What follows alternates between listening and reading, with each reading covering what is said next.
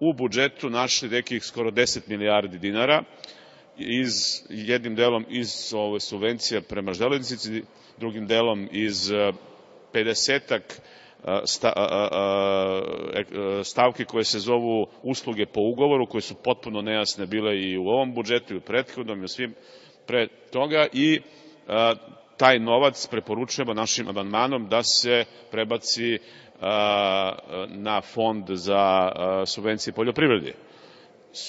U državi Srbiji i svuda u normalnom svetu nema subvencija, ne bi trebalo da ih ima ni u Srbiji za bilo šta drugo osim za poljoprivredu, a subvencije u poljoprivredi su prisutne čak i u najliberalnijim državama, čak i u onim državama koje su osuđene kao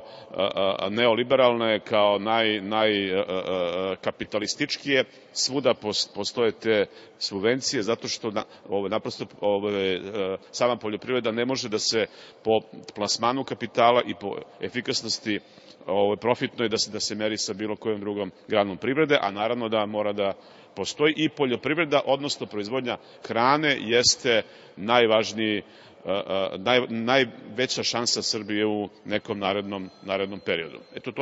to je prvi osvrt na današnji dnevni red. Siguran sam da će zamenik predsednika, poslanik Pavićević, na najadekvatniji način da brani naše amandmane i očekujem da javnost Srbije bude upoznata i sa tim drugim stavom.